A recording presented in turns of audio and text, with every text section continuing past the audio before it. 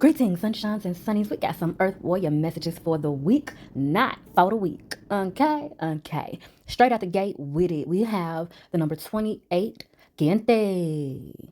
Sweet paradox of empowering grace. So this is coming up specifically for people who have been going through some sort of conflict or some sort of ongoing discomfort in a specific dynamic. So either it could be with yourself, with your relationships that you have, that could be friendships, that could be romantic relationships, family relationships, whatever type of relationships. This could also be your dynamic with your career and or your dynamic with your leisure life type shit. So basically something is not going how you expected or planned. Something is not moving as fast as you thought or hoped it would.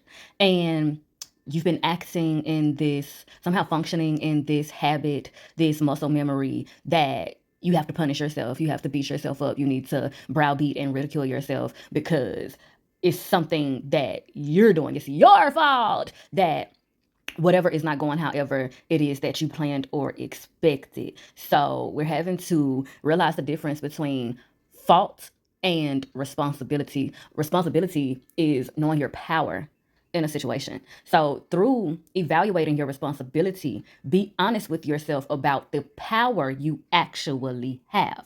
Are you powerful? Yes, but you cannot control everything. Okay, so I'm gonna say that again in a slightly different way, in evaluating whatever it is that's been going on, this conflict, this discomfort, these delays, whatever, what have you. Evaluate what is actually in your power and in your control, and therefore release yourself from that guilt tripping functionality through empowering grace.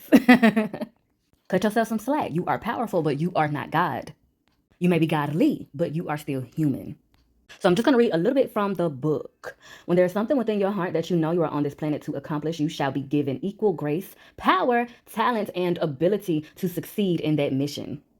If a miracle is required for success, then one shall be given. Pray with courage and confidence for your rightful divine inheritance, and allow your bold heart and loving soul to believe in your beautiful, hope-filled destiny.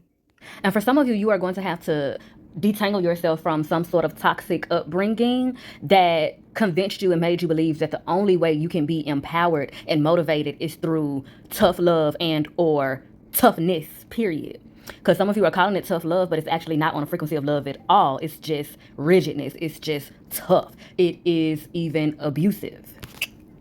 And that detangling is going to help a lot of you release yourself from a self-harming type of nature. And this is just a little more from the book.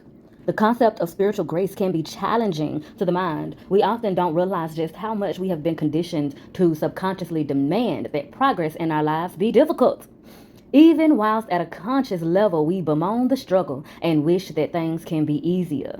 We won't help, but we believe that we are unworthy or have to earn our success completely off the backs of our own efforts.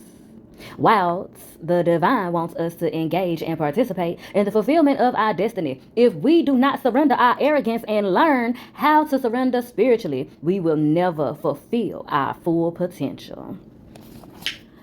Y'all, the animal totem and symbolism of this card is the hummingbird. So if you've been seeing hummingbirds a lot, or you start to see hummingbirds, pay very close attention to any intuitive messages, signs, and signals that are around you. And also know that your divine realm is present and guiding you and comforting you and supporting you along your way. And with all that being said, child, if I do say so myself, honey, I have milked this cow dry.